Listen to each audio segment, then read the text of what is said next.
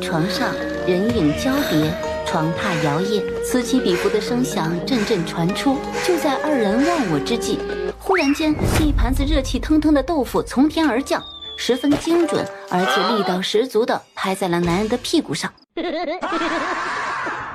而此时被定作嫌疑人的太子妃江青离正在院子里锻炼身体。小姐，奴婢去厨房听了一件有趣的事，要不要听？听。昨天晚上太子和柳侧妃出大事了。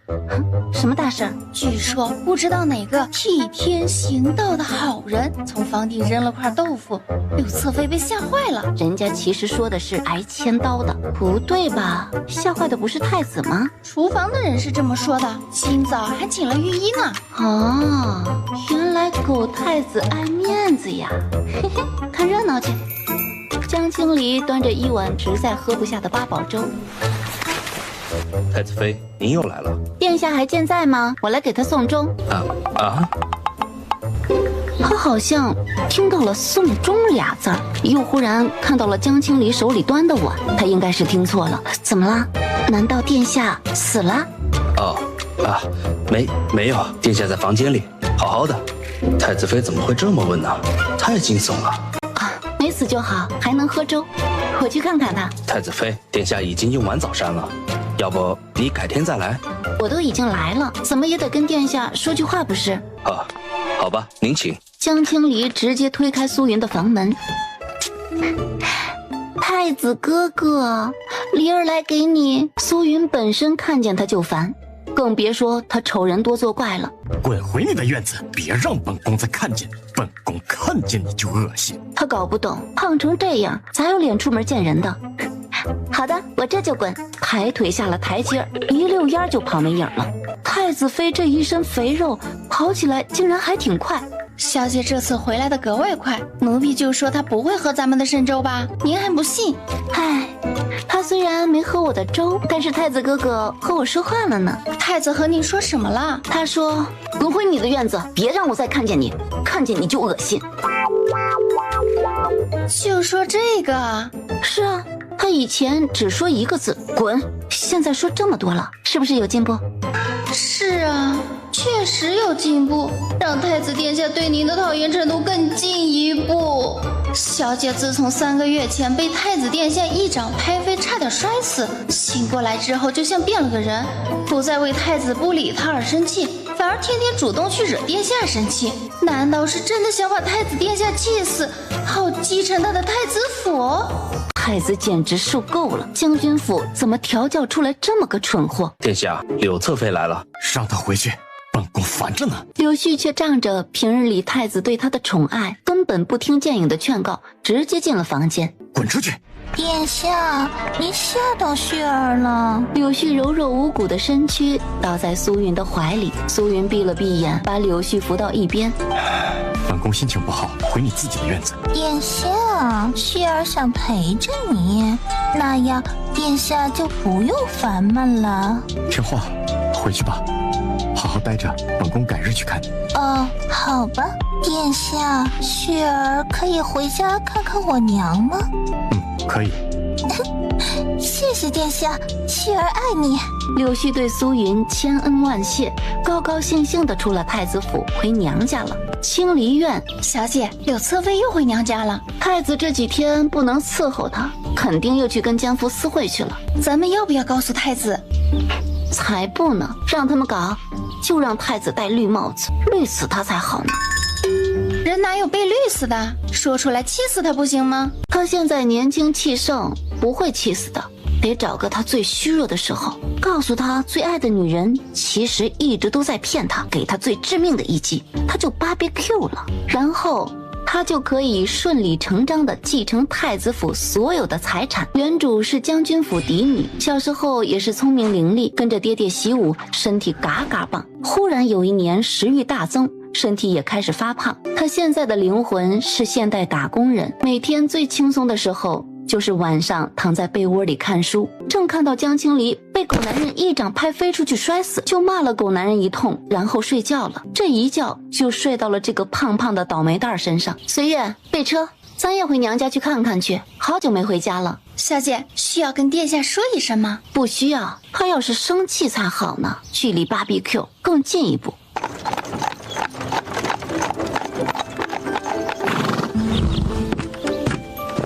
主仆二人回了将军府，恰巧碰上准备出门的庶妹江青言。哟，今天一大早就有喜鹊喳喳叫，原来是大姐姐回来了。姐夫没一起来吗？那药就是他姨娘给自己下的，就是见不得嫡出的子女比他的好。二妹妹说的不对，喜鹊喳喳叫是二妹妹有喜了，这是打算去幽会情郎吧？大姐姐莫要胡说，这可是损人轻易的事情。哦，那是我说错了吗？哦，那就随我一起去见母亲吧。母亲不喜欢有人打扰她清静，我就不去了，姐姐自己去吧。她可是约好了世子爷，若是爽约，万一世子不高兴了，她嫁入侯府就要泡汤了。江青离也懒得理她，先看看原主的母亲再说吧。父兄都在军中，江夫人喜静，经常在佛堂一待就是半天。娘，梨儿回来看你了，梨儿好想你。江夫人抱着女儿流下了眼泪。哎，梨儿，你是不是瘦了？瘦了好几十斤呢。你是怎么做到的？江夫人第一反应，女儿在太子府过得不好，吃不饱，饿的，少吃饭，多运动，自然就瘦了呀。可是你以前也运动了呀，也没见瘦一点儿。娘，你就没想过我这具身体发胖另有原因吗？什么意思？有一种药物，人一旦食用就会食欲大增，引起身体发胖，不是运动能瘦下来的。你是说你被人下药了？我觉得极有可能。娘，我没事了，以后会慢慢好起来的。这事儿娘会给你一个交代。娘儿俩有说不尽的心里话。天色渐晚，不回去了，我都跟太子说好了，要陪娘住几天。说了就好，要是没说的话，想住下需要去跟太子送个信儿。切，苏云那个狗东西，巴不得我永远不回去呢。如意楼雅间，恭喜大皇兄新婚，弟弟远在边关，没能回来参加太子皇兄的婚礼，这是新婚之礼，给二位嫂嫂补上。多谢二皇帝有心了。转眼离开京城数年，犹记得我们幼时在一起读书练武的情景。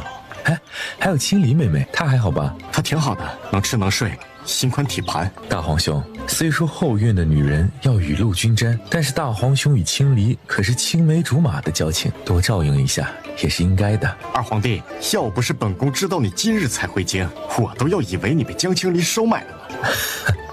大皇兄说笑了，弟弟只是觉得时间过得真快啊。造化弄人罢了。当初他们好几个皇子和江青离一起玩耍，皇祖母偏偏把青离指给了大皇兄。明明大皇兄和青离的年纪差得最大，兄弟二人正说着话，门外又冲进来一人。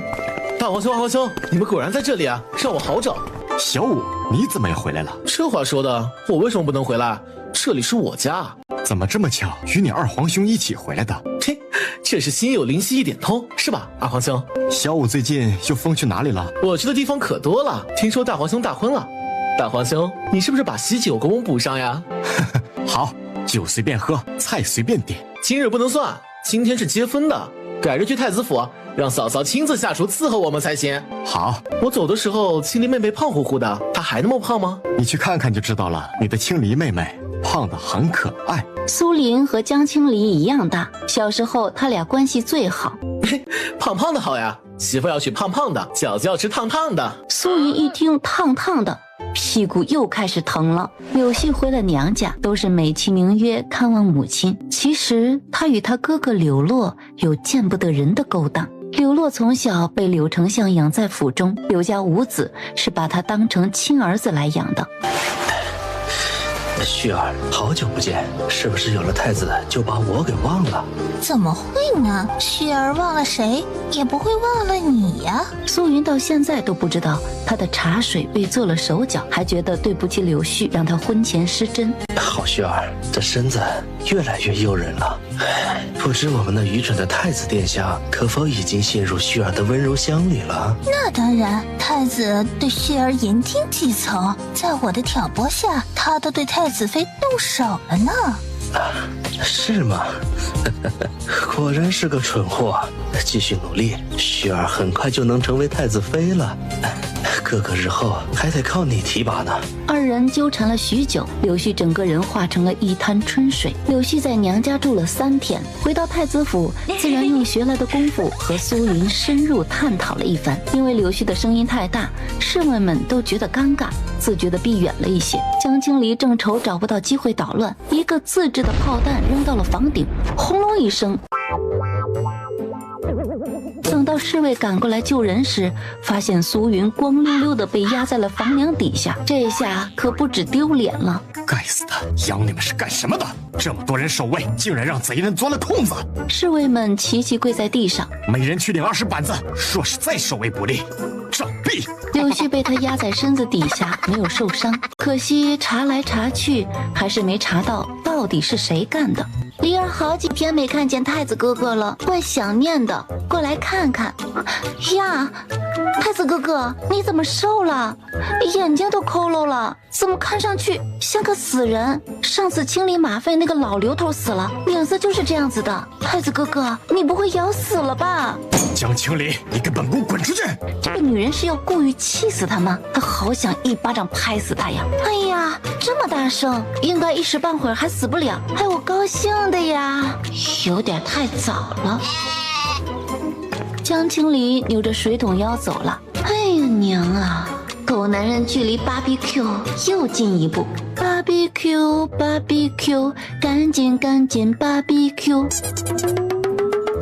他太高兴了，回去让随月准备烤肉来犒劳一下。苏林回到了皇宫，见了父皇母妃，又跟太后亲近了几日，就想起来去太子府看看江青离。苏林也没客气，直接就去了后院。黎妹妹，五哥来看你啦！啊，公子，这是柳侧妃的院子，您走错地方了。柳侧妃，这是正院，凭什么柳侧妃住在这里？太子妃在哪里？太子妃住在清离院。苏林一甩袖子离开，黎妹妹竟然住得这么偏远，也太可怜了。看到一个粗壮的身影，黎妹妹，是你吗？哎，小五哥，哎呀，真的是小五哥呀！你是什么时候回来的？哎，你来的正好，快来一起烤肉吃。黎妹妹，你好可爱，胖胖的，好可爱。小五哥也越来越帅了。黎妹妹，你怎么住在这里啊？这里清静呀，你不知道，那个柳絮和太子哥哥晚上闹的动静太大了，隔壁院子都能听见，我就搬过来了，耳不听心不烦。黎妹妹，你受委屈了，小五哥回来了，一定为你主持公道。啊，这人也太热心了吧，别人家夫妻的事儿他也管。黎妹妹放心，二皇兄也回来了，也会向着你的，不能让柳侧妃独宠。战哥哥也回来了吗？怎么没来看我呢？二皇兄有管理军中事业，公务繁忙，等他忙完了肯定来看你。啊，有哥哥真好，我太幸福了。原主小时候竟然人缘还挺好的，还有2个惦记他的皇子哥哥。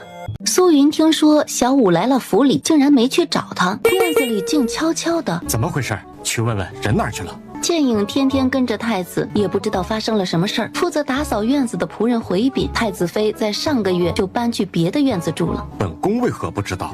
殿下，您从来不听太子妃说话，她一开口，您就让她滚。岂有此理！她是太子妃，怎么能随便换院子呢？殿下，太子妃住的本来也不是正院，这正院不是给柳侧妃住了吗？您宠妾灭妻的这么明显，难道自己还不知道？苏云破天荒的没有发火，出了院子往后走，清离院里。清离妹妹，是不是大皇兄对你不好？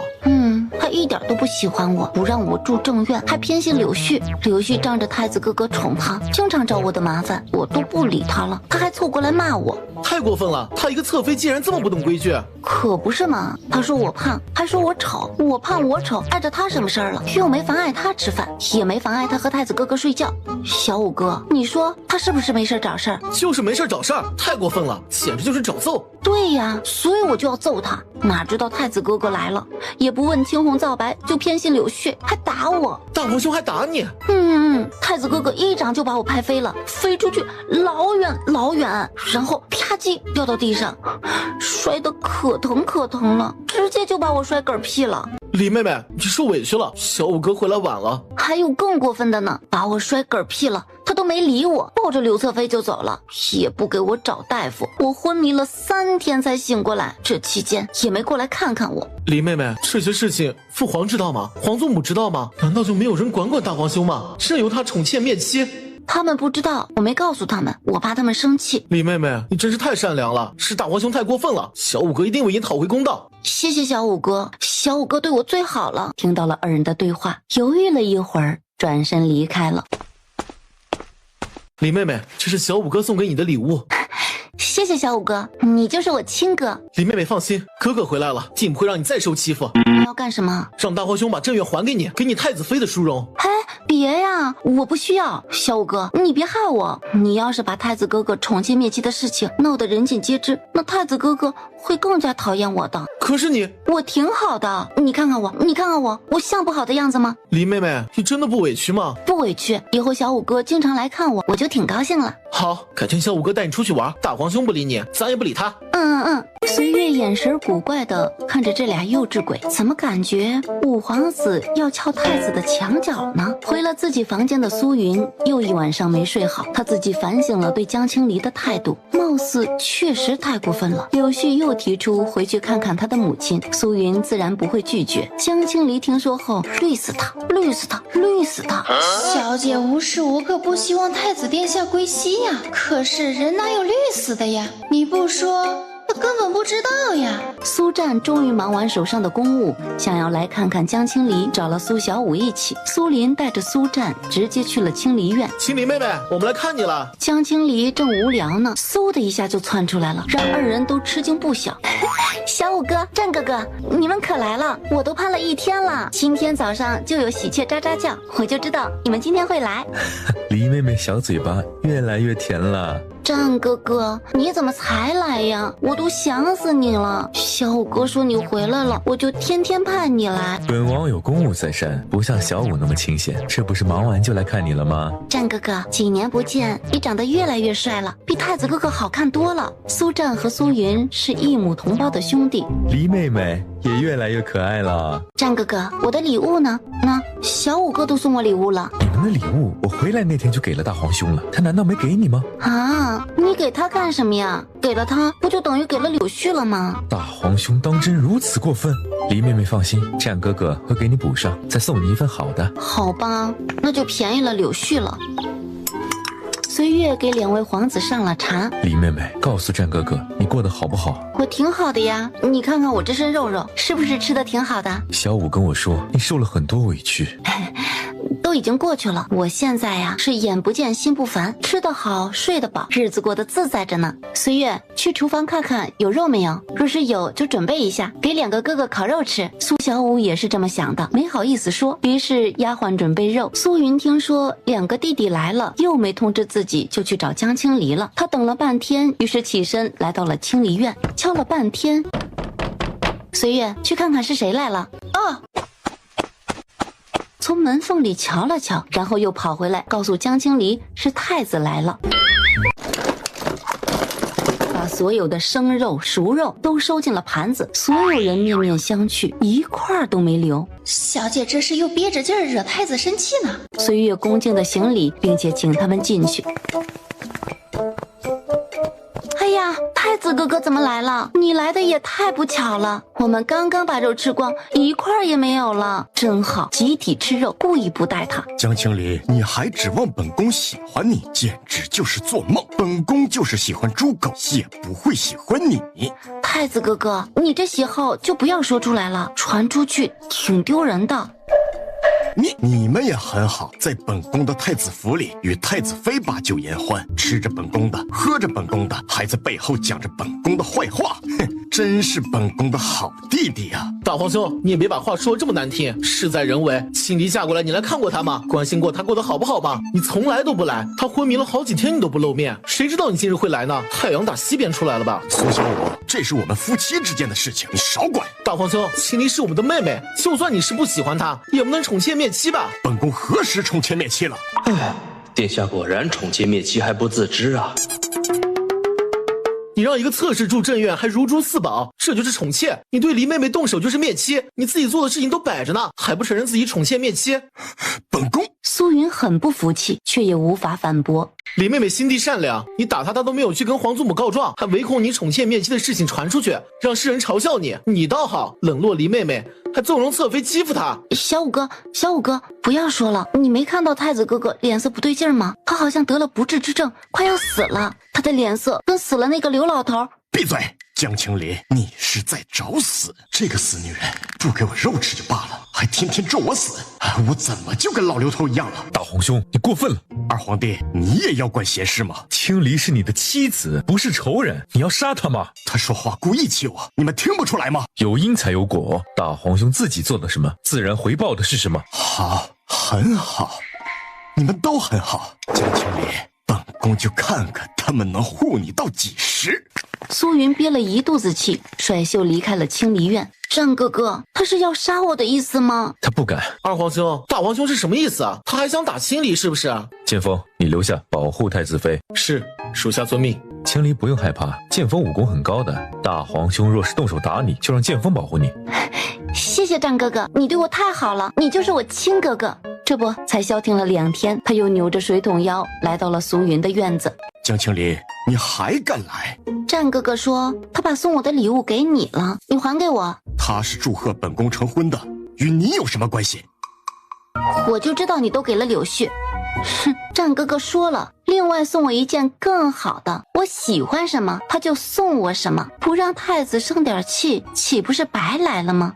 江青离，你还知不知道礼义廉耻？他们现在是你的小叔子。小叔子怎么了？谁让我貌美如花，人见人爱呢？貌美如花？哼，就你若是鲜花，牛都不拉屎了。哼，粗鄙，瞧不起你，哼，没眼光。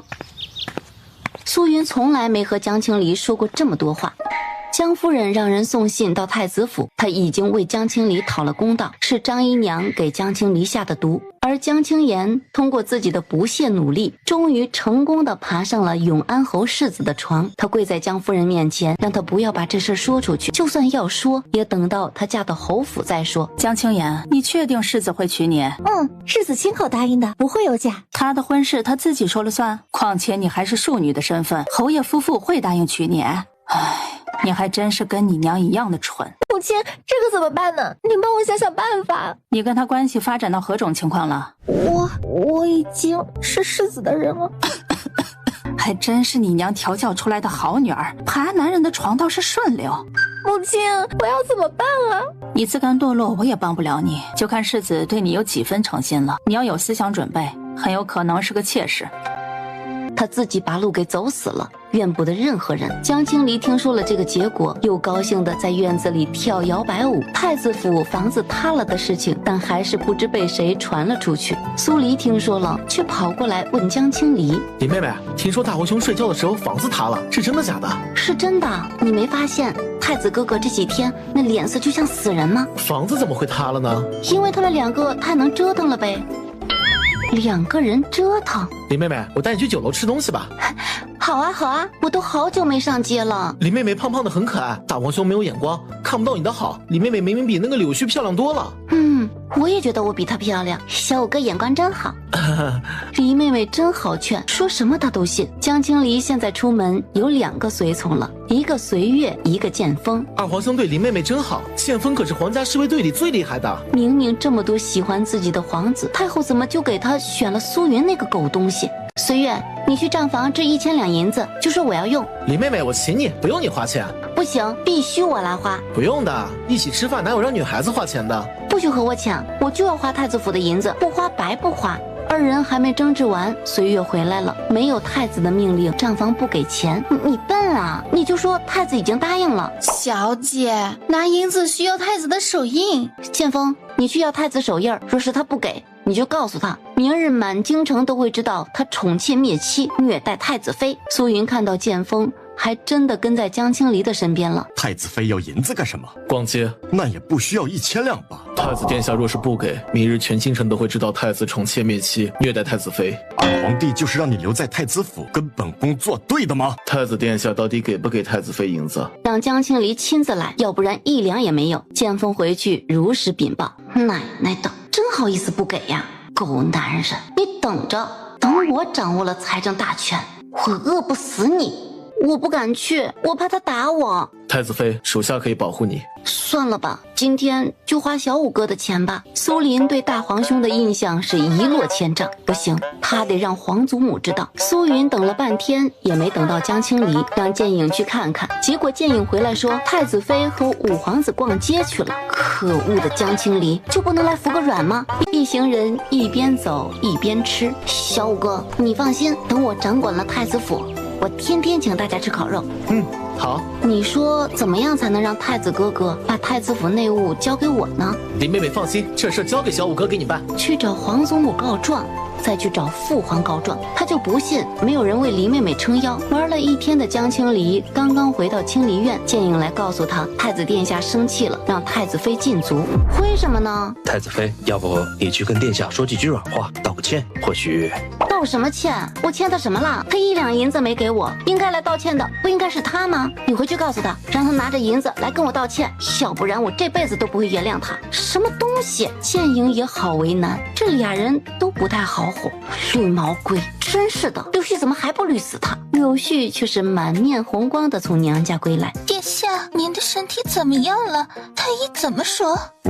过几日就好了，你回去休息吧。到底谁在太子府作乱？这让太子寝食难安。江青离越想越生气，那刘小三儿经常回娘家找奸夫都不进足，凭什么进他的足？他好久没有进宫了，去看看太后去。苏云早朝还没回来，他们就出门了。江青离有特权，可以随时进宫，不用传召。苏林正在跟太后告状，说太子虐打太子妃，差点打死没活过来。皇祖母，您是不是不相信孙儿？你才回来几天呀？不要听别人胡说八道。不是的，是孙儿亲眼所见，柳侧妃住了主院，青离住在了最偏僻的院子，大皇兄从来没有去看过她。当真有此事？真的，皇祖母，求求您给青离妹妹做主吧，她太可怜了。太子下了朝，你去把她找过来，哀家要亲自问问她。难道这婚他指错了？忽然外面有宫女禀告，太子妃求见太后。正好，快让她进来，哀家问问李丫头，你说的是真是假？江青离进了房间，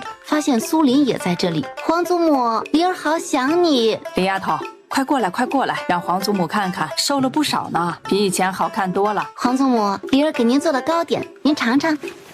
丫头有心了，你在太子府过得可好？皇祖母，我挺好的。你小子乱说话，人家当事人都说很好。太子哥哥已经好久没打我了。结论下早了，小五子没撒谎，他当真动手打你啦？皇祖母，不怪太子哥哥，可能是他劲儿太大了，没有掌握好力度，才把离儿打飞出去的啊！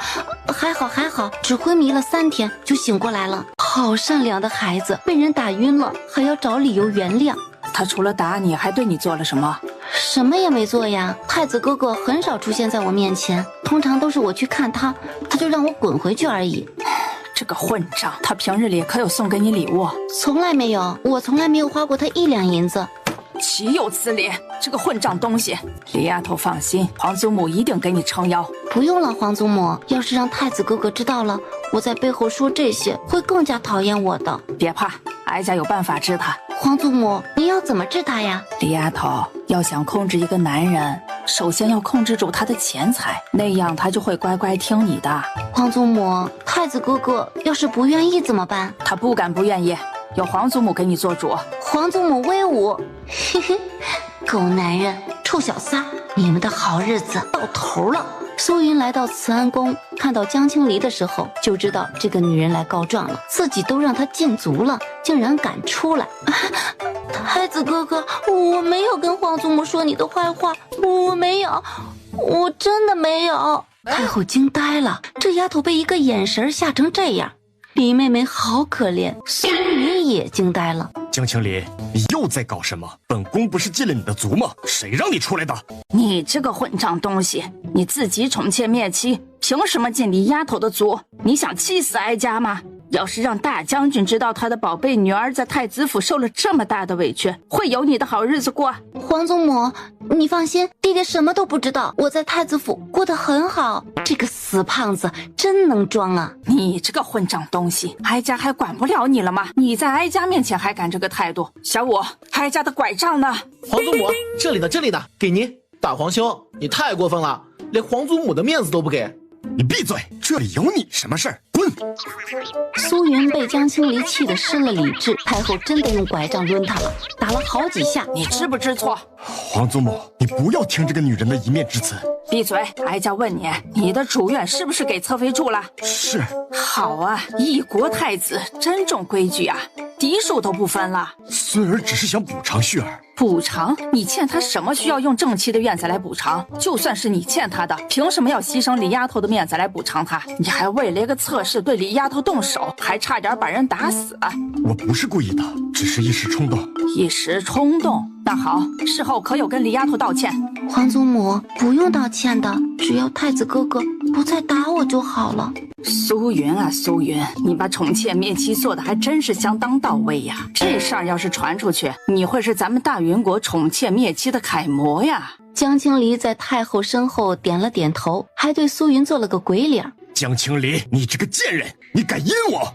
话没说完，被太后一拐杖打断。臭小子，还不知悔改！你是想气死哀家吗？皇祖母，不是的，是江青离，还要攀咬李丫头，自己做错了事还要攀咬别人。云儿呀，哀家对你太失望了，哀家对不起江明，对不起李丫头。江明是江青离的父亲，年少时就与皇帝交好，他不但是功臣，也是皇帝的至交好友。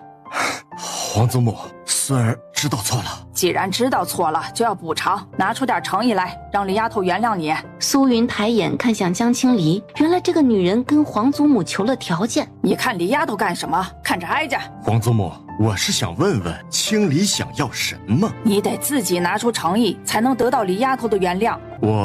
苏云想了半天，也没想出来江青离到底喜欢什么。我给他银子，他要多少给多少。这还差不多。小五，你跟着一块儿去，亲眼看着你大皇兄把库房的钥匙交给李丫头。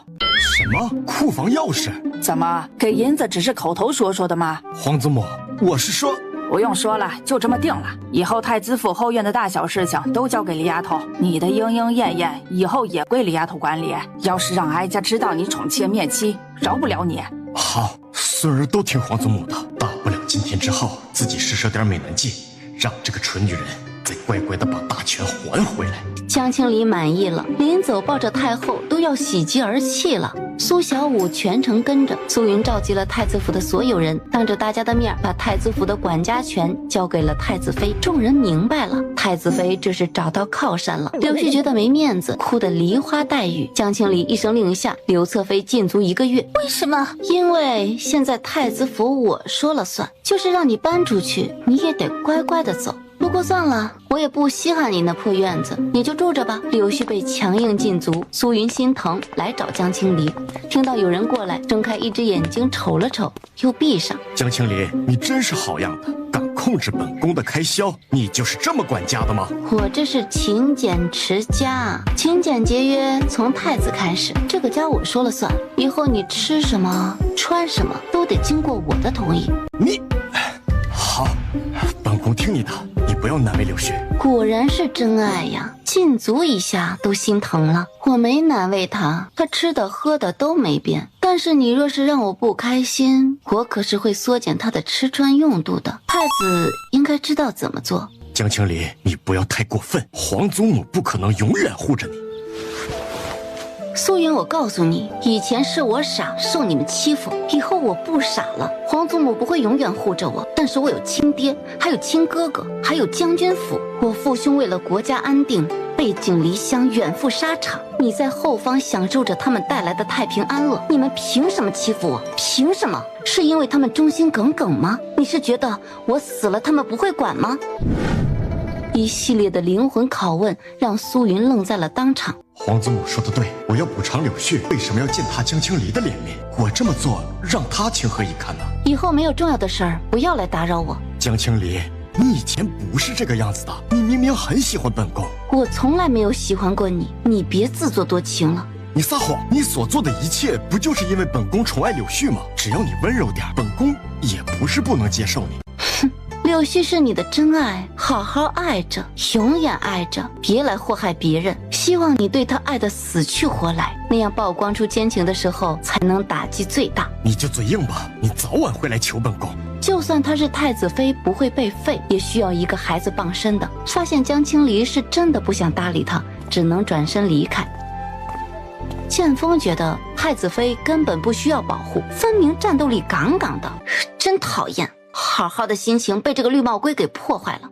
剑锋，战哥哥很忙吗？我们可不可以去看看他？王爷很忙，大多数时间都在军营训练。太子妃若是想见王爷，要提前约。我们可不可以去看他练兵？女子不能随意出入军营。哦，好吧，辛苦他了。等他有空了，让他来吃烤肉。属下领命，会告诉王爷的。哎，别站着了，坐下歇会儿吧。属下不累。在我面前呢，不用拘束，咱们都是一家人，相亲相爱的一家人。那太子殿下呢？他和柳絮是一家人，跟咱没关系。太子妃，您和太子才是夫妻。哎，别说，我一想到和这种人是夫妻就想吐，即便是名义上的，也挺恶心人的。太子妃真的不喜欢太子殿下？岂止是不喜欢，是相当讨厌。一想到他和柳絮在一起，那嗲嗲的声音就浑身起鸡皮疙瘩。好久没见到苏战，他再次出现在清离院时，战哥哥哪里来的？好漂亮的猫猫！战哥哥特意为你寻来的，喜欢吗？喜欢，太喜欢了，谢谢战哥哥。我听说皇祖母替你做主了，大皇兄没难为你吧？有剑锋在，他敢吗？这丫头真容易满足。听剑锋说，他根本不喜欢大皇兄，难不成要做一辈子怨偶？随月，战哥哥来了，赶紧准备烤肉。要是厨房没有肉了，就出去买。好的，小姐。属下也去。剑锋也跟着随月出去了。战哥哥，你还喜欢吃什么？你告诉我，我做给你吃。不用麻烦，战哥哥不缺吃的。剑锋说，战哥哥跟士兵们一起吃的都是粗茶淡饭，很少有享乐的时候。粗茶淡饭也挺好，不饿肚子就很好了。灾荒年还有很多人饿肚子，甚至饿死。我知道这些道理，我也不是只知道贪图享乐的人。丰年多囤粮食，遇到灾年才不会束手无策。说得容易，大云国粮食也不是很富足，好年头勉强温饱，并没有多少余粮。朝廷可以大力支持农业发展呀，用一些奖励制度激励大家开荒种地，用不了几年，国库粮仓就会囤满了。黎妹妹，一个深闺女子，竟然还懂得这么多。国以农为本，民以食为天。若是人都饿着肚子，何来的其他发展呀？黎妹妹，大皇兄眼瞎了啊！可不是嘛，那绿帽龟都瞎透了。绿帽龟？战哥哥，我告诉你一个秘密，不能告诉别人。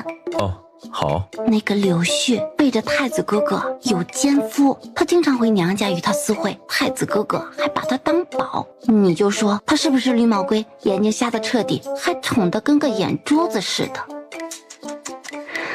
哎呀，都绿得发光了，还不自知。你怎么知道？一个偶然的机会就让我发现了。嘿，那你为何不告诉大皇兄？为什么要告诉他？你不觉得他们两个很般配吗？一个骗子，一个瞎子，绝配。听上去好有道理，但是如果说出来，柳絮就会失宠，大皇兄不就会来他这里了吗？难道这丫头是真的不喜欢大皇兄？黎妹妹看得通透。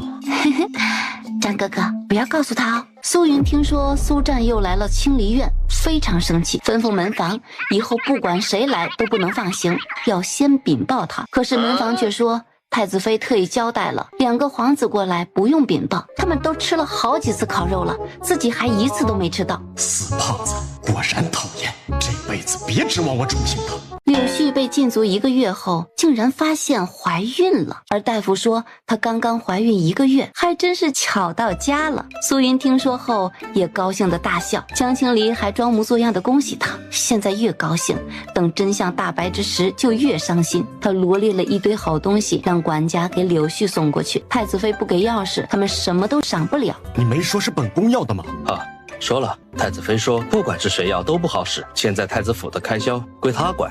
岂有此理！本宫才是这个太子府的主人。可现在太子妃掌家，你去把他找来，本宫要与他理论一番。太子妃还说，您要是不服，想与他理论，就去清离院。嘿，还反了天了！好，本宫这就去问问他到底要干什么。苏云怒气冲冲地来到了清离院。江青离，你这个妒妇，为何阻拦柳絮的赏赐？好好说话，不会说话就滚出去。你大胆，敢让本宫滚出去？这是太子府，本宫是太子。他是真的想拍死这个无法无天的女人。雪儿有孕，这是本宫的第一个孩子，本宫就是赏她点东西，你为何阻拦？我看了你列的清单，这些东西的价值1万边关将士能吃1年，你不怕把你的心肝宝贝撑死啊？将士的吃食费用由朝廷发放，自然不会饿着他们。这可是本宫的孩子，是皇长孙。那就等他生出皇长孙再说吧。他就不信柳絮敢把孩子生出来。你太过分了，就算本宫列的东西多了点，也不能一点都不给吧？你确定你跟苏战是一个娘生的？放肆！皇家血脉岂容你妄议？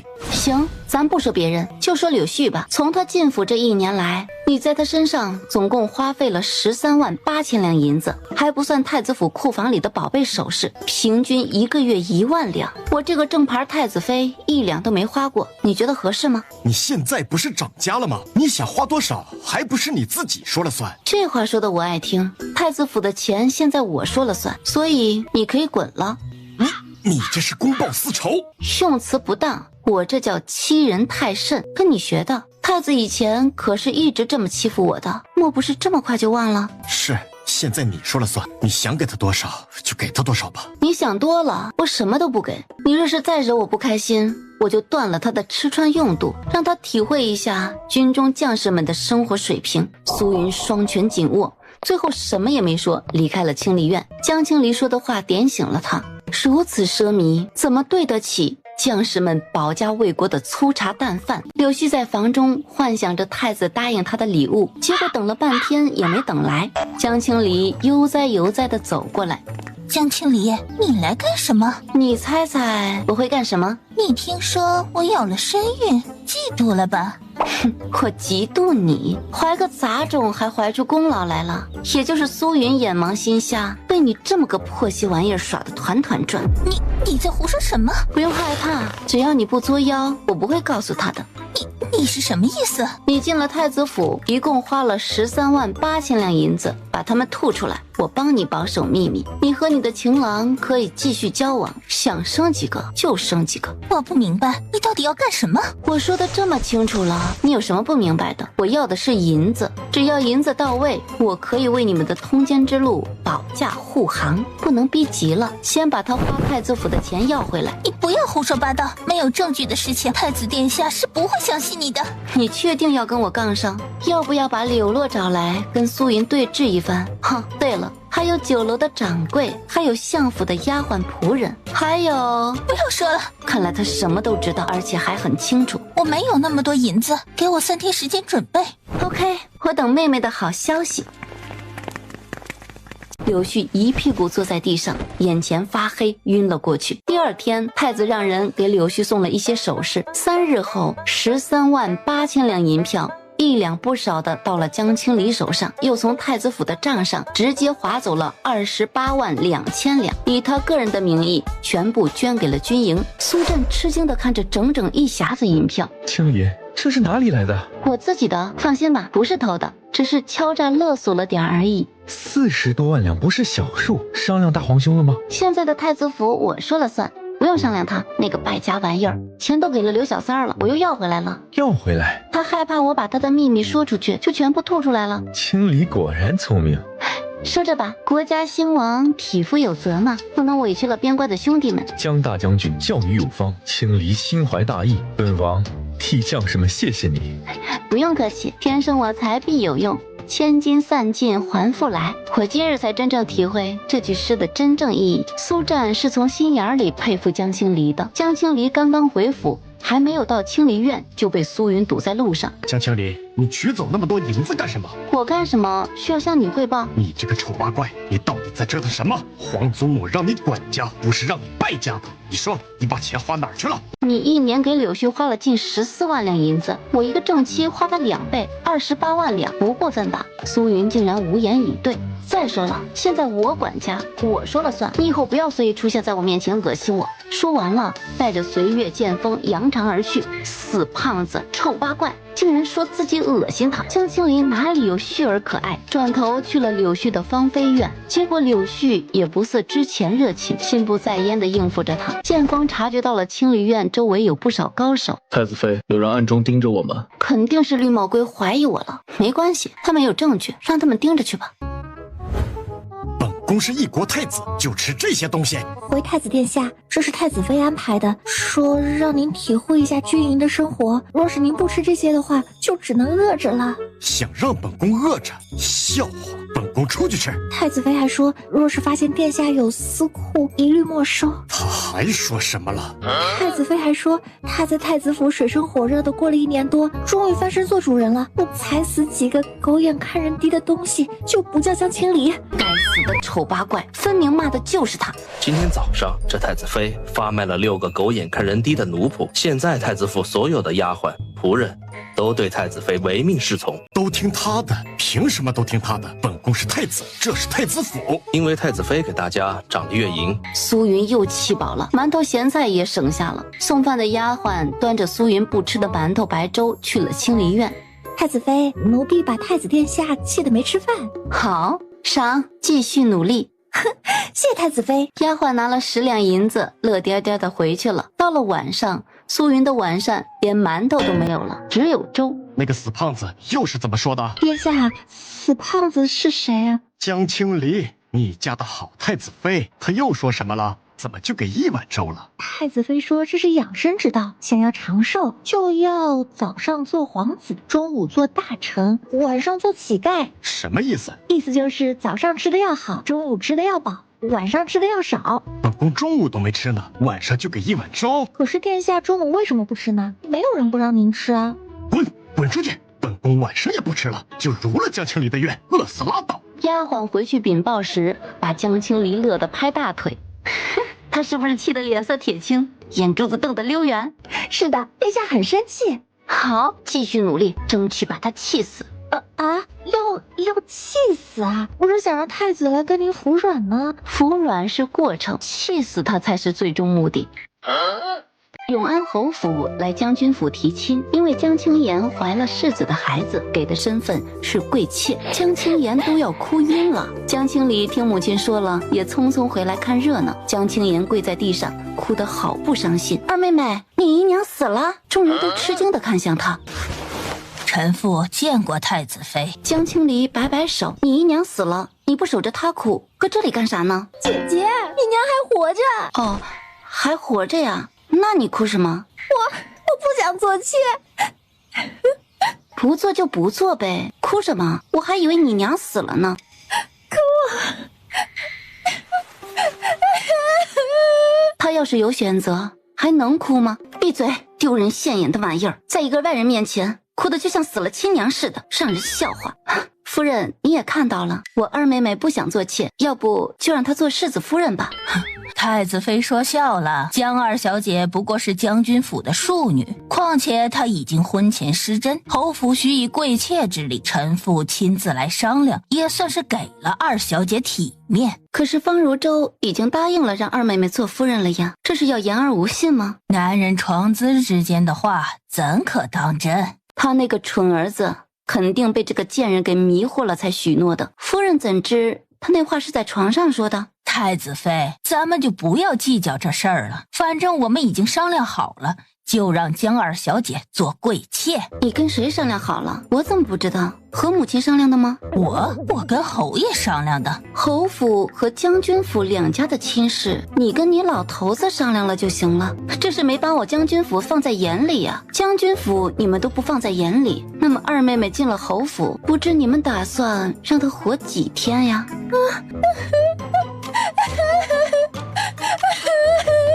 太子妃误会了，臣妇亲自带着礼物来，就是对将军府的尊重。这放眼大云国，哪有婆婆亲自登门送礼的？可不是吗？这种事情来个媒婆就行了，没有婆婆来的道理。侯夫人连伦理纲常都不遵从，还说不是瞧不起将军府。太子妃，你严重了。夫人，您看这事儿……婉儿说的对，是侯夫人不讲道理，这就是没有把将军府放在眼里。江夫人，你们太过分了！我是诚心诚意来的，你们竟然是如此态度。礼物代表你的诚意，我们就收下了。至于做妾的事儿，我们不同意，你再回去和你老头子商量商量，让二妹妹做世子夫人吧。周儿是世子，不是普通人家的公子，她以后会是侯府的主人，夫人的身份不能是庶出，也不能名声有损。名声有损，听见了吧？没出息的东西！你说你跟谁睡不好，非得跟个口是心非、言而无信的方如舟？你以为他是世子，就一定是侯府的主人吗？没有婚约就让女人怀孕，这种品德败坏的男人，世子都未必做得长久。侯府又不是只有他一个儿子，就你这个瞎眼玩意儿看得上？世上没有男人了吗？非得跟他？每说一句，都让侯夫人心里颤抖一下。夫人见笑了，二妹妹眼瞎，识人不清，我一定会严加管教。要不你再回去和你老头子商量商量，让他做夫人。威胁的意味太明显了。那我再回去商量商量。侯夫人额头都冒汗了，回去好好商量商量，打算让江青言活多久？是提前弄死，还是去母留子？这决定也意味着方如舟的世子能做多久。夫人可要好好的想想。太子妃这是说的哪里话？进了侯府就是侯府的人，我们自然不会怠慢。还没进府就开始踩底儿了，进了府不会怠慢。夫人说这话，听的人都怕天打雷劈呢，你难道不怕？侯夫人终于绷不住了。太子妃，您虽然身份尊贵，臣妇好歹也是长辈，您从进门来就阴阳怪气，毫不顾及臣妇的脸面，是不是过分了？江青言虽然是将军府的人，可是他主动爬男人的床，又是什么好东西不成？你想让他做世子夫人，您觉得他配吗？他爬你儿子的床，你儿子不会把他踹下去啊？他都答应江青言做世子夫人了，说明他是自愿的，不存在任何强迫。你若说江青言不是个东西，你儿子也好不到哪里去。我觉得啊，他们两个挺般配的，夫人就莫要强行拆散了他们了，免得还得去祸害别人。你侯夫人眼前发黑，眼看着就要晕过去。侯夫人若是敢晕过去，我敢保证，用不了几日，方如舟言而无信、欺骗良家妇女的事情就会传出去，不知道这世子还做不做得安稳。侯夫人还是坚强的撑到了离开将军府。江青言对江青离千恩万谢，傻了吧唧的东西，你勾引也不会勾引个好的，就你这婆婆，你能伺候得了？不琢磨死你才怪。他倒是想勾引太子，可惜江青离不得宠。永安侯夫人尽管非常的憋屈，只能让江青言做了世子夫人，准备了3书6聘送到将军府。被关着的张氏以为女儿做了世子夫人，她能借机被放出来，结果江青言告诉她，自己有她这样歹毒的姨娘太丢脸，就不要出去丢人现眼了。江青离还在努力的减肥，每天晚上肚子都要饿得咕噜咕噜的，每次起来都发现剑锋站在门口。你能悄无声息地避开他们，不被他们发现吗？能。太子妃有什么吩咐？剑锋为了把江青离交代的任务完成的比较圆满，专门挑了个苏云正在大便的时候下手，正拉得惬意呢。只听扑通一声巨响，茅坑被什么东西炸开了，屎尿四处飞溅，苏云甚至来不及反应，整个人直直地掉进了茅坑里。茅厕里顿时乱成了一团，人们手忙脚乱的，好不容易被众人从茅坑里救了出来。他一直不停地呕吐，折腾了整整1宿没睡。第二天，他觉得浑身都是屎臭味，怎么洗都洗不干净。皇上也察觉出了不对劲儿，苏云最近面容憔悴，肯定是发生什么事儿了，就让人去查了一下。江青离只做了2个简易炸弹，已经用完了，不用担心，他们查不到的。你不说，我不说，这事儿谁也不知道。太子妃，这事儿王爷已经知道了。苏战让剑锋把江青离的事情都要仔细的汇报给他。战哥哥会出卖咱俩吗？不会。那不就得了？放心吧，放心吧，只要咱们以后不搞他了，这事儿就是个谜。太子掉茅坑里了，她作为太子府的女主人，应该去看看太子。剑影一看见江青离，心里就开始打鼓。太子妃，殿下已经好几天没吃没喝，也没怎么睡了，他挺可怜的。好几天了呀。还活着呢，还挺坚强的哈。太子妃说话总是让人出乎意料。你说太子哥哥也是的，就不能好好做个人吗？非要得罪那么多人干什么？房子塌了修缮要花钱，茅厕塌了修缮也要花钱，日子哪有这么过的？这不是赚点钱都浪费了吗？啊，这怎么还成了殿下的错了？太子妃，都是因为那个贼人太可恶了，这不能怪殿下呀。不怪他怪谁？太子府这么多人，别人的房间怎么都不塌？别人上茅厕怎么就没事儿？怎么偏偏他有事儿？他不应该好好的反省一下吗？房间里的苏云听得一清二楚，两眼一翻，晕了过去。江青离把人气晕了，就扭回了清离院。又开始张罗着吃烤肉，还让剑锋约了苏小五和苏战。太子妃，咱们在这个时候约王爷来吃东西，是不是有点太过分了？你刚来的，根本不懂太子府的规矩。我昏迷不醒的时候，太子哥哥和柳侧妃彻夜笙歌。啊，太子府竟然有这种规矩，一个倒霉另一个庆祝，这规矩真的是太没人性了。苏战很忙，收到江青离的邀请，还是百忙之中过来了。当他到太子府时，被门房给拦住了。抱歉，王爷，是太子吩咐，不管谁来都要禀报的。无妨，你去禀报就是。本王是来见太子妃的，不会去打扰大皇兄。说完了，也不管门房那便秘的表情，就进了府，只能去禀报太子。他拦了，但是王爷不听他的。好在剑影把门房拦下，没让他进去通报。门房刚回到大门口，苏林又来了，人家根本不理会太子爷的规矩。苏云躺在床上，呆愣愣地看着床顶，正想着柳絮，忽然听见外面传来说话声：“属下见过柳侧妃，殿下怎么样了？太医刚走，让殿下好好休息。我进去看看他。”柳絮推开房门，进了房间。太子殿下，你还好吧？一时半会儿死不了。殿下，您怎能说出这种丧气话？您是一国储君，不该是这个样子。你以为本宫像这个样子吗？本宫还是旭儿善解人意，不像那个江青离。太子妃姐姐怎么了？她惹殿下生气了吗？那个丑八怪，哪句气人说哪句。皇祖母被他蒙蔽，偏心于他，殊不知他就是个当面一套背后一套的伪君子。殿下别生气，姐姐就是心直口快了些而已。旭儿今日是怎么了？你可是从来不会说这种话。以往柳絮都是说江青离的坏话。殿下，旭儿有了身孕，心里就想了许多，设身处地的为姐姐想想，她也挺不容易的。你竟然替她说话，她现在都要反了天了，不给本宫半点情面，就连吃食都要控制本宫啊！这事儿我怎么不知道？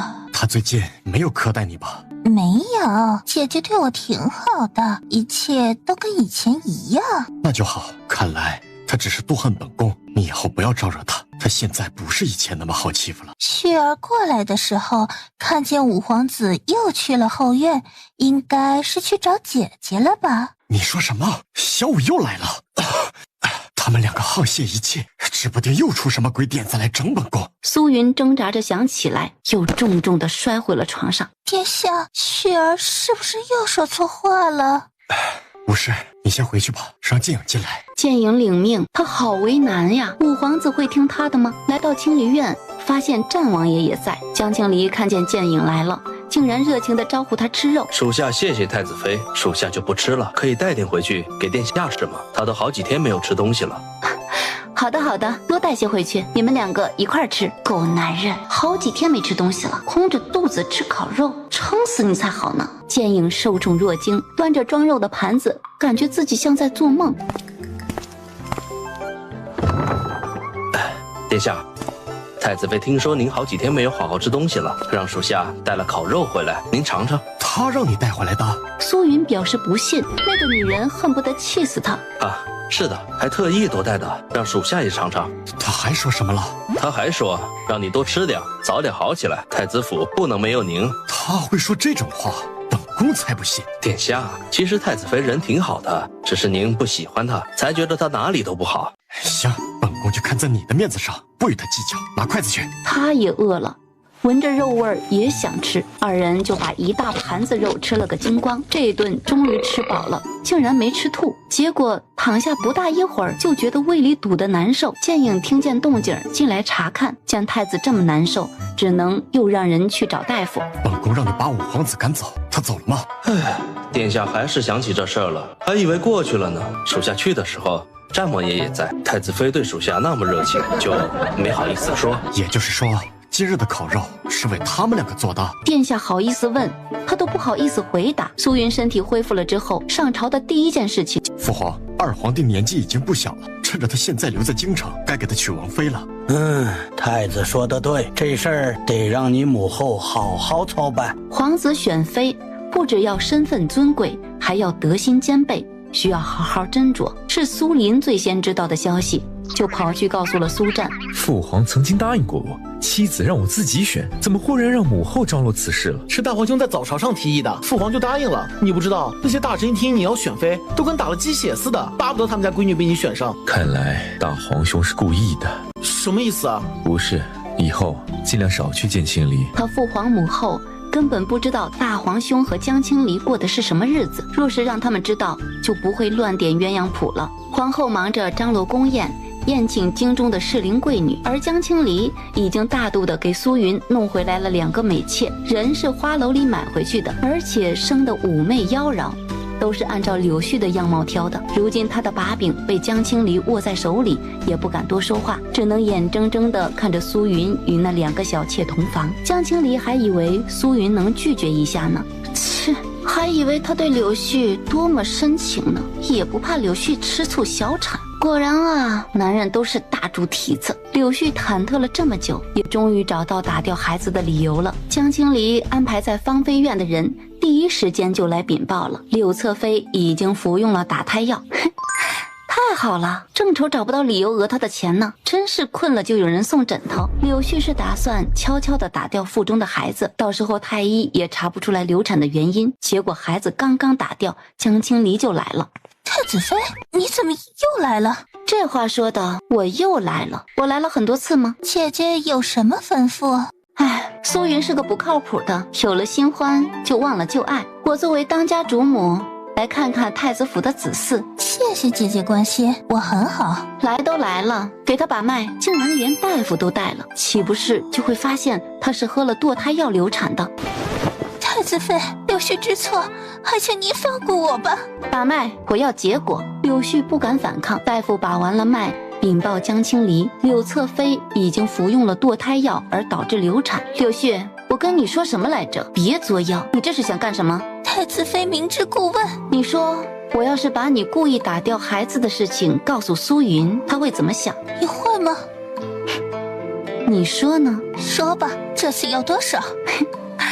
柳妹妹就是聪明，10万两不议价。你胃口真大。不大不大，我只要钱，不要人。好，我给你，只要太子妃永远不要把我的事情捅出去就行。你尽管放心，还是那句话，只要银子到位，我会为你的通奸之路保驾护航。该死的江青离就是故意的。你能保证其他人不传出去吗？我的人我能保证，你的人我可保不了。好，3天时间。 OK， 我等着。江青离心情倍儿爽，就连走路都带风。哎呀娘啊，这柳絮简直就是棵摇钱树啊，可得让他好好活着。必须好好活着。岁月，你去库房，什么人参燕窝、虎皮鹿鞭，给柳絮送过去，让他好好保养身体，一定要长命百岁。小姐，保养身子用不到虎皮鹿鞭。怎么用不到？虎皮铺着暖身子呀，不能让柳侧妃身子受凉。鹿鞭嘛，当然是给他男人用了，他对男人需求那么大，应该需要鹿鞭。好吧，奴婢知道了。小姐这是要好好供养柳絮呀，养肥了才有油水捞。哎呀，多好的盟友呀！狗男人，谁爱要谁要，他才不稀罕呢。大夫回了清离院，回太子妃，柳侧妃应该不是第一次流产了，她的身体已经受损严重，再怀孕的几率很小。不是第一次，没听说柳侧妃流产呀？难道是以前就跟柳洛有过孩子？柳絮要是知道这是自己的最后一个孩子，不知道会不会后悔流掉他。大夫不语，这光鲜亮丽的太子府竟然还有这种迷信。这事儿除了王爷，不要跟任何人说。太子妃放心，王爷已经交代过了。剑锋把人送了回去。当苏云知道柳絮小产的时候，事情已经过去了5天。柳絮哭得梨花带雨，诉说着苏云的无情无义。不是的，本宫不是故意的，本宫也没想到会这样啊。雪儿，对不起，不要伤心了，咱们还会有孩子的，还会有的。本宫哪里也不去了，以后会天天陪着你。殿下不能骗人家。不会，本宫爱的只有雪儿。事情就这么简单的接过了。皇后最近忙得可不轻。母后急召儿子入宫，发生了何事？喏，你父皇让我操持你的婚事，我让你来是征求一下你的意见。你看看这些女子，你喜欢哪一个？是娶一个正妃，还是和你大皇兄那样，连侧妃一块儿娶了？儿臣一个都不想娶。你也不小了，在军中这么多年，如今回了京城，趁这个机会把终身大事办了。边关不知何时又需要你，若是离开，又不知何时回来。母后，儿臣不喜欢女子。你在胡说什么？不想娶，不可乱说。母后，儿臣没有乱说，是真的不喜欢女子，不要祸害了好人家的姑娘。这怎么会这样？你是骗母后的对吧？你告诉母后，你只是不想娶媳妇儿，母后不为难你。等你什么时候想娶了，咱就什么时候娶。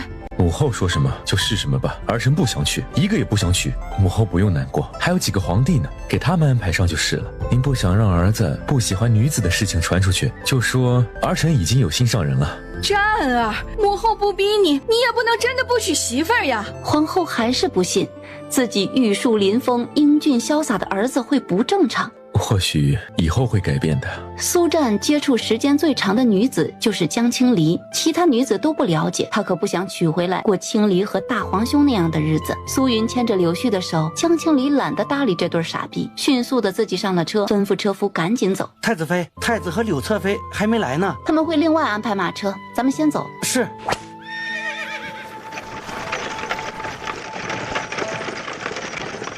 苏云和柳絮出来时，只看见拐角的车尾。苏云进了宫，气还没消。太子哥哥，不要打我，灵儿哪里又做错了？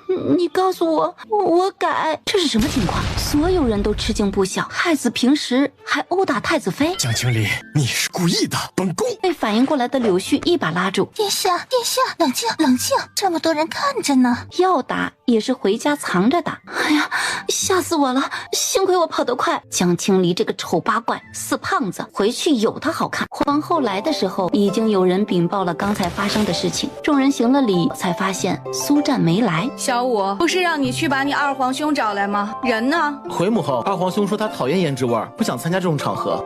好吧，回头本宫再找他谈。贵女们都知道今日这次宴会是为了几位皇子选妃。苏湛虽然没来，3皇子苏越、4皇子苏轩虽然不如战王优秀，但好歹也是皇子。3皇兄、4皇兄，你们看上哪家小姐了？要主动跟母后说出来哦，要不然指错人了，就和大皇兄和黎妹妹似的，可就不好了。苏云差点又吐出来，这个苏小五怎么老跟他过不去？小五，你有喜欢的吗？我不急，几位皇兄都成亲了再说。若是喜欢，可以先定一个。他们都太瘦了，我不喜欢。臭小五，果然目的不纯。难道5皇子喜欢江青离？只要抓住他们2人的把柄，他岂不是就不用受制于江青离了？离儿最近瘦了好多，减肥成功了呢。不是的，不是的，母后，瘦了不关太子哥哥的事儿。太子哥哥已经很久没打我了。他什么时候说瘦了跟太子有关了？太子为什么打你？是柳妹妹挑拨离间，她说我要杀了他，然后太子哥哥就打我，差点把我打死。天哪，太子差点把太子妃打死。母后，你不要听江青离胡说八道。太子哥哥不喜欢我，他嫌弃我胖，天天让我去死。你胡说，本宫哪里天天让你死，只是偶尔。那是因为你只是偶尔看见我。就是，大皇兄从来都不去看黎妹妹，黎妹妹主动去看你，你还让她去死，太过分了。都住口！小五，这是你大皇兄的家事，你不要插手。是母后，儿臣知错。柳侧妃，青离说的可是真的？是你挑拨的太子，让太子对青离动手？皇后娘娘确实一时糊涂，以经知道错了，太子妃姐姐已经原谅我了。梨儿，她说的是真的吗？你已经原谅他们了？皇后还真是会和稀泥啊！柳絮只说原谅他了，又没说太子。皇后就是想让我承认这事儿已经过去了，既然已经原谅了，就不能再追究了。母后，太子哥哥动手也是一时冲动，梨儿没事的，只要他以后不打我就行了。好孩子，你受委屈了，母后会补偿你的。谢谢母后。哇塞，好像有钱拿。苏云心疼的把柳絮拉起来，揽在怀里。宴会结束，三皇子和四皇子各自定了一门亲事，江青离也没有白来。皇后补偿了他一堆首饰。苏云在他身后血压飙升，一掌拍向了这令人讨厌的死胖子，顺着那掌风的力道就飞了出去，首饰盒子也扔出去了。远处看见的人都吓傻了。柳絮惊呆了的同时，却也暗暗窃喜，若是江青离死了就好了。小姐，可怜的小姐，救命啊！快来人啊！救救我家小姐！剑锋也傻眼了。太子妃叮嘱他不让剑锋出手阻拦。太子妃，您的脸没事吧？没事，就是胸有点疼。这话能说吗？现在怎么办？别急。林妹妹，林妹妹，你怎么了？发生什么事了？赶紧去找太医啊！剑锋，你死了吗？你跟着剑能让林妹妹受伤？苏林抱起江青离就去了附近的宫殿，并且让人传了太医过来。苏云打完了人，也有些后悔了。殿下，您太冲动了，咱们过去看看吧，万一姐姐有事怎么办？他才反应过来，应该过去看看。苏林火冒到了头顶。大皇兄，你太过分了！林妹妹到底哪里得罪你了？要让你置她于死地！忽然觉得江青离比他混得好。这次确实是本宫冲动了，一句冲动就完了吧？我要去告诉父皇，让他为林妹妹主持公道。小我不要去，父皇日理万机，不要去打扰他了。你是害怕父皇惩罚你吧？林妹妹不能白挨打，我第一个不答应。那也等太医来了，看看结果再说。好，要是林妹妹有个三长两短，我和你绝交。你这个时候再争论别的也没有意义。柳絮发现太子情况不对，扶着他找了椅子坐下。太医，你过来先看看太子殿下，他好像病得很重。先给太子妃诊治。苏林一把拎过来太医，太医眯着眼睛细细的把脉。江青离也学着他的样子，眯着眼睛看着他。太子妃，您醒了，可有哪里不舒服？林妹妹，你醒了，你感觉怎么样？哎呦，我的腰啊，哎呦，我的腿啊，我的脖领盖啊，哎呦，我的胳膊肘啊，哎，哪里都疼。太医，我是不是要死了？没有，太子妃不会死的，不会死的。可是，我为什么浑身难受啊？你被大皇兄打飞了出去，肯定是摔坏了，才浑身疼。可是太子哥哥为什么又打我呢？我这次没有和刘侧妃起冲突呀。林妹妹放心，我一会儿就去禀告父皇，让父皇狠狠惩罚大皇兄。江青离闭上眼睛，一副被心爱之人打了伤心难过的模样。太医，你快给太子妃开药，让她快点好起来。是，五皇子。太医写药方，剑锋去抓药，随月陪着江青离，苏丽就走了。太医给江青离开完了药，又给他把脉，这一把吓了一大跳。太子殿下，您这是心急，发病时胸闷气短，不可忽视啊。心急，本宫不知，可好治？老臣这就开药方，您回去好好喝药，千万记住了，不能生气，不能熬夜，不能劳累。难怪最近动不动就会胸闷气短。太子殿下，您这心急一定要好好的医治，千万不能大意了。本宫以前好好的，为什么突然得了心急？回殿下，心急分两种，一种是生来就有的，一种是后天得的。至于原因也有很多，譬如大喜大悲、大惊大怒、熬夜上火，都有可能导致心急发作。本宫知道了，会注意的。让静养跟着你去抓药吧。江青离在里间把太医的话听得是一清二楚。苏小五的办事效率很高，时间不长，皇帝身边的刘公公就来了，带了皇上口谕，让苏云去御书房见他。刘公公，太子殿下身体不适，刚刚服了太医的药，需要躺着休息，能不能晚些去？太子殿下身体不适，难道不是太子妃身体不适吗？不是，本宫跟刘公公走一趟吧，旭儿自己先回去。殿下，要不您等尹健回来陪着您吧。剑影去药膳房抓药，应该很快就回来了。儿臣见过父皇。你这是怎么回事？回父皇，太医说儿臣只是心急，需要休息。你什么时候得了心急？回父皇，太子府最近发生了一些事情，儿臣有些着急上火，睡不好觉，心情不佳，所以身体才会出现故障。太医说只要好生调养，并无大碍。小五说你打了太子妃，又是为何呀？而且还不止一次了。回父皇，儿臣一时冲动，还请父皇责罚。一时冲动还得有个原因吧？太子妃做了什么事儿，能让你如此冲动？还有一国储君的风范吗？都是儿臣的错。你回去跟李丫头好好道个歉，让她原谅你。江青离又得了皇帝一堆赏赐，他也不好意思再提其他要求了，天天早起晚眠的跟着剑锋练功，休息的时间撸撸猫玩，只要别人不打扰他，日子就这么过下去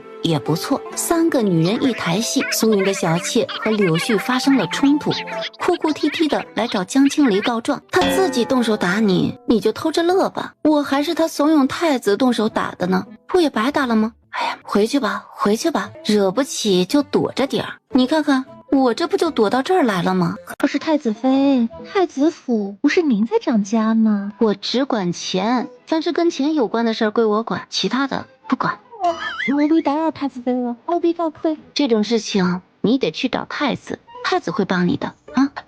去吧，别人气死他，应该怪不到自己头上吧？听说太子罚了柳絮禁足，还好几天没去找他。后来又听说还惩罚了一个小妾掌嘴。小姐，您知道他说错什么了吗？他说什么了？他说太子耳根子软，听柳侧妃的挑拨才对您动的手。柳侧妃就是个狐妹子，魅惑的太子殿下宠妾灭妻。没说错呀，怎么还挨打了呢？殿下最讨厌别人说他宠妾灭妻。切，宠妾灭妻的这么明显，难道还不让人说？江青离的身子越来越瘦，功夫也越来越高。太子妃，属下甘拜下风。哎，别呀，你怎么能甘拜下风呢？小五哥说了，你可是那内侍卫中武功最高的，只要我打败了你，就天下无敌了。太子妃，这话不对，人外有人，天外有天，属下又不是天下第一，王爷比属下厉害多了，要不您去找他切磋。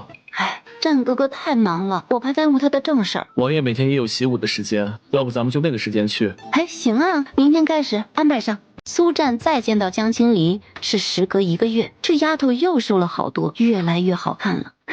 战哥哥，我来拜你为师。不是有剑锋天天陪着你吗？剑锋已经被我打败了。哦，这么厉害？剑锋脸色尴尬。那当然了，我自小习武，只是后来太胖耽搁了些。我这么聪明，肯定很快青出于蓝胜于蓝的。女孩子习武能防身就行，实在没必要太辛苦。哎呀，反正我也无聊，别人家的女人相夫教子，我也没有夫也没有子，闲着也是闲着，就当锻炼身体减肥了。我要瘦成一道闪电，闪下一群人的狗眼。青离现在的样子挺好的。战哥哥教我武功，我每天给战哥哥做饭吃，怎么样？好，那本王就有口福了。苏战每日都早上起来练一会儿功夫，本以为江青离不过是3天热度，他犹如那坚韧不拔的翠竹，一连1个月1天都没耽误。哎，王爷最近心情不错呀，眉眼都带着笑。是啊，认识王爷这么久了，还是头一次看见王爷这么开心呢。哎，你们说王爷是不是有喜事了？哎，什么喜事啊？王爷要成亲了吗？有可能啊，上次皇后娘娘办的选妃宴，3皇子4皇子都选到了妃子，只有咱们王爷还没有，或许现在有了呢。哎，是谁啊？男人也有八卦的时候，如今1个多月没见到江青离了，苏云心里忽然十分好奇。太子妃最近在干什么？回殿下，属下听说他最近早出晚归，不知道出去干什么。他敢早出晚归，真是一点规矩都没有了。殿下，太子府的规矩现在都是太子妃说了算，您就别生气了。太医说了，您的身体不宜生气。堂堂太子妃天天往外跑，成何体统？你去告诉门房，明日不许他出门。殿下，您跟太子妃就不能互不打扰吗？既然2开2生宴，就各自安好呗，瞎折腾什么呀？太子妃最近没来气你，不是挺好的吗？本宫是太子，她是太子妃，我们是夫妻，怎么可能互不打扰？那你以前看到太子妃就往外赶，怎么没有想过你们是夫妻啊？怎么还不去？哎，殿下，属下倒觉得，只要太子妃没有做什么损害太子府的事情，就不要去招惹她了。你难道忘了吃馒头就咸菜的日子了吗？这最近又吃得太饱了吧？你是谁的人？属下是殿下的人，属下这就去通知门房。剑影转身出了房间。剑影大人，太子当初可是当着大家的面说，以后太子府大小事务由太子妃说了算，这事儿咱们还得听太子妃的。你们就象征性的拦一下嘛，拦不住就拉倒。哦，小的明白了。苏云看着厨房送过来的白粥和馒头，这又是死胖子交代的。回殿下，太子妃说了，您吃的太好就会管闲事，还是吃的清淡一些的好。混账东西，欺人太甚！太子殿下，这是太子妃交代的。太子妃还说，他还说什么？殿下饶命，殿下饶命！太子妃说，您若是有意见，就去茅厕里提。苏云听到茅厕二字，瞬间浑身僵硬，他怒气冲冲地去了清离院。江青离，给本宫滚出来！也没等有人给他开门，就一脚将院门踹开。江青离，你这个死胖子，出吧！怪。当看清楚江青离的脸时，站在院子里的女子身姿挺拔，高挑匀称，一身劲装得体地穿在她身上，这就是她嘴里刚刚还在骂的死胖子。江青离，你怎么瘦成这样了？丑死！殿下这是故意找茬呢。太子妃明明这么好看。大皇兄，你又发什么疯？就不能消停的过日子吗？小五，你怎么又在这里？你知不知道礼义廉耻？江青离是你皇嫂。我自然知道她的身份，是你不知道吧？你知道还来找她，就不怕人说三道四吗？真搞笑！我来看一看一起长大的朋友，会怕被人说三道四？倒是大皇兄你都宠妾灭妻了，还有脸叫嚣？你怎么这么不要脸呢？苏小五，你敢这么跟本宫说话？大皇兄，想让人尊重，就别做出那些猪狗不如的事情。你说本宫猪狗不如？苏林，你放肆！挥手对着苏林就是一拳，江青离一把推开苏林，迅速往前几步走到他面前，抬脚就是一腿，飞出去的不是苏林，而是挥手打人的太子。殿下，您一把拉起苏林，转身便进了房间。随月看着剑影惊慌失措地把人抱起来，随月放下手里的活儿，打听消息去了，留下一脸懵逼的剑锋在院子里思考人生。林妹妹，你把他打晕了，不怕他过后找你麻烦？哼，他还敢来，我还揍他。知道自己的实力了，就更加不怕他了。你不是很怕他吗？以前怕他，现在战哥哥教我武功，我就不怕他了。二皇兄教你武功了吗？对呀，厉害吧？他是不是帮你打通经脉了？不知道你说的什么。那你那一脚的威力怎么那么大？你是不是用了内力？我吃的多，天生力气大。不对，肯定二皇兄帮你了。我也得去找他帮我打通经脉。今日幸好有你，要不然被打飞出去的就是我了。哎呀，不说这个了，你为什么这么久没来看我？我最近交了几个京城的朋友，和他们一起参加诗会去了。好玩吗？挺好玩的，能交到许多好朋友。小五哥，你不会恋爱了吧？哎呦，什么恋爱呀？林妹妹别胡说，我那是欣赏。哦，明白了，欣赏人家的才华是不是？对，就是这样的。行吧，你说欣赏就是欣赏，等我有时间也去看看你们的诗会是什么样子。苏云比江青离扛揍，昏迷了没多久，不大一会儿就醒过来了。江青离，他竟然敢对本宫动手，该死的女人！本宫要……殿下，您别动怒啊，大夫让您好好休息，您断了2根肋骨。殿下，咱们以后跟太子妃井水不犯河水吧，您和她犯冲。不行，本宫不能就这么算了。谁家的妻子敢对夫君动手动脚？殿下，您不也对太子妃动手了吗？就当扯平了吧。您还动了2次呢，您赚了。就许州官放火，不许百姓点灯。太子殿下也太欺负人了。本宫动手，那不是有原因的吗？太子妃动脚难道就没有原因吗？不是因为您要打五皇子吗？这货分明在鄙夷他。殿下，咱们就不要较真了，好好的过日子不好吗？本宫咽不下这口气，他都没有受伤，本宫却断了肋骨，他竟然为了小五而伤我，太过分了。那你不也是为了柳侧妃伤太子妃吗？挺公平的。随月把消息打听回来了，太子殿下被小姐一脚踢断了2根肋骨。柳絮听说后直接吓麻了，他正愁找不到江青离和五皇子的把柄呢，这次不就是好机会吗？殿下，雀儿听说你受伤了，好心疼。本宫无事，休息几天就好了。你这几天好好待在院里，不要去招惹他。殿下，雀儿听说姐姐是为了五皇子才对殿下动手的，姐姐也真是的，殿下才是她的夫君，怎么能为一个外人对您动手呢？苏云本来就对他们2人有所怀疑。殿下也别太生气了，姐姐或许只是一时糊涂，不会是真的在意五皇子的。姐姐和五皇子自幼相识，那是青梅竹马的交情，自然不是普通的朋友之情。不要说了，你回去吧。是，殿下好好养伤，旭儿就不在这里打扰您了。柳絮的目的已经达到了，装模作样的擦了擦不存在的眼泪，回了芳菲院。苏云躺在床上，回想江青离的模样，她怎么变得那么好看了呢？和小五站在一起，竟然那么般配。苏小五已经跑去找苏战了。二皇兄，求求你了，你就帮帮我吧，你都帮黎妹妹了，我还是你亲弟弟呢。青离每天都会给本王做饭，你会做什么？我也不会做饭呀。什么都不想付出，就想本王帮你，本王欠你的吗？可是你是我皇兄啊，长兄如父。我不是你长兄，你找错人了。身后的剑雨看着自家主子那生无可恋的小表情，主子，对不起，是属下的失职，才差点让太子殿下打到您，还得让太子妃救您。五皇子要不是看见太子妃出脚那么利索，估计也不会如此难过了。你会不会劝人呀？你说说，小爷有什么优点和本事？说出来让爷高兴一下。主子心地善良，嫉恶如仇，乐善好施。好吧，算是优点。本事呢？主子还孝顺，每次都能哄得贤妃娘娘和太后娘娘开心。然后再也没有下文了。你觉得我擅长什么？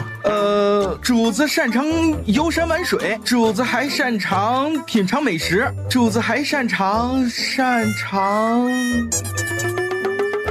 别说了，我知道了，也真是难为你了。还是回家读书去吧。他就不信，他努力读书就做不出首好诗来。江青离从战王府回来，刚刚到了太子府门口，就看见一个小丫鬟在那里等他。大小姐，奴婢是芝兰，二小姐太可怜了，求求您去救救她吧。是江青言的陪嫁丫鬟，怎么回事？你慢慢说。二小姐被人陷害，与男人私通，被侯夫人关在房里，奴婢是偷偷跑出来的，求求大小姐去救救二小姐。与人私通，捉奸在床了吗？是的，不是，那男人是自己进去的，二小姐根本不认识他，他非说是二小姐让他进去的。那你去哪里了？奴婢去厨房给二小姐拿点心，被人打晕了，醒来的时候二小姐就出事了。哼，这个方如舟比苏云还不是人啊，妻子还怀着他的孩子，还这么玩，太不是玩意儿了。反正也无聊，看看去。一行人还没走几步，就看见对面过来几个家丁。大小姐，他们肯定是发现奴婢偷跑出来了，来抓奴婢的。不用害怕，剑锋搞定他们。剑锋领命上前，几个人已经发现了兰芝。小贱人，你竟敢偷跑出来告状，是不想？那人话还没说完，滚！吓得他们转身就跑，回去报信儿去了。你说说，江青言在侯府过得如何？一点也不好，侯府的人都阴阳怪气，两面三刀，世子有小气，经常仗着世子的宠爱欺负二小姐。阴阳怪气，两面三刀，那不是二妹妹的专利吗？他们这是用魔法打败魔法呀！兰芝低头不知道说什么好。江青离出门从来不坐马车，所以几个人也是徒步来的侯府。夫人，不好了，太子妃已经到大门口了，怎么办呀？还能怎么办？让他进来，去告诉江青言，若是不好好说话，这侯府他也不用待了。侯夫人一脸平静地接待了江青离。臣妇有礼了，不知太子妃大驾光临，有失远迎，还望恕罪。夫人不用客气，我不请自来，给夫人添麻烦了。装模作样，就像她不会似的。没想到瘦下来的江青离这么好看。太子妃近日来可是听说了什么风言风语？没有，兰芝说二妹妹想我了，就过来看看她。哎，二妹妹怎么还没过来呢？已经让人去请了。太子妃稍等片刻，言儿怀有身孕，行动难免迟缓了些。太子妃请用茶。不用了，我从来不在别人家吃东西，这是习惯。侯夫人尴尬地陪着她坐着，大约1炷香的时间，江青言才姗姗来迟。芝兰，还不快扶世子夫人过来坐下，没有眼力劲儿的东西。姐姐，谢谢你能来看我。看样子二妹妹过得不太好啊。太子妃，你有所不知，言儿有了身孕，胃口不好，吃不下东西，所以才这么憔悴，是不是啊，言儿？是啊，我已经2天都没有吃饭了。哼，我还是第一次听说怀孕了2天不吃饭的。这大人没有饿死，孩子也应该快要死了吧？哎呀，这是怎么回事？一群狗奴才！世子妃没有食欲，就不好好伺候了吗？言儿放心，母亲会让人好好处置他们的。江青离静静地坐在那里看热闹。江青言若是求救，他就帮忙；若是还在维护他这个可笑的婚姻，那么自己就放手不管他。姐姐，求你帮帮我！说来听听。言儿，你可是世子夫人，可不能乱说话。他们诬陷我与人私通，把我关起来，不给我饭吃，连着找人理论，还要被打。江青言，与人私通这种事，你还好意思说出来？你以为太子妃是你姐姐，就能颠倒黑白护着你了吗？你打算让我怎么帮你？我也不知道，姐姐肯定有办法的。我是有办法，既然他们说你与人私通，那总得有个原因吧？什么原因？世子爷不行，伺候不了你，你才偷偷找男人的。可我没有偷偷找男人，是他们陷害我。谁陷害你了？那男人明明说就是你让他来的，你怀着孕都不安分，怎么好意思让太子妃帮你？我来了这么久了，我那世子妹夫怎么没出现呢？太子妃，周儿今日不在府中，她出去了。不在家没关系，我随时可以让他不行啊！我会让母亲安排2个侍卫保护你，日子还得你自己过，我只管你这一次。剑锋，去看看世子回来没有，若是回来了，就过来一趟。侯夫人说方如舟不在府中时，言辞闪烁，有些心虚。果然不大一会儿，方如舟就被带到了大厅。你是江青离？放肆！太子妃的名讳也是你一个小小的世子能叫的。没关系，我并不在意，取名字就是让人称呼的嘛。不过我最讨厌的是明明是男人，做的却不是男人的事儿。方如舟，你觉得那样讨不讨厌？方如舟有些心虚，看了一眼江青言，怎么变得这么憔悴？莫非受虐待了？世子有没有话要对你的夫人说？他看了一眼他母亲。周儿，想说什么就说，不用害怕。江青言与人私通，即便是太子妃，也不能维护一个娼妇。江青言耐不住寂寞，与男人私通，是这样吗？是的，确实是他不甘寂寞，那人已经承认了。方如舟，你们太恶心了，我瞎了眼了，竟然看上你这么个狗东西。侯府确实挺恶心人的，你也确实不配做男人。走到方如舟面前，